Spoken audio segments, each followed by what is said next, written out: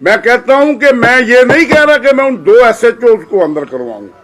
मैं कह रहा हूं कि मैं DPO कसूर, जितना तूने कसूर को लूटा है, मैं इंशाल्लाह मैं कह रहा हूं IG पंजाब को और वजीर आला पंजाब को, केयर टेकर को, कि आप इधर एक कमेटी बनाओ, पुलिस अफसरों की नहीं और DMG के 3 ईमानदार अफसरों की। मैं भी जो कहूंगा वो यही कहूंगा कि इंसाफ से चलो, और जो जिला कसूर में हो रहा है उस पे केस टू केस इंक्वायरी की जाए, केस टू केस इंक्वायरी की जाए।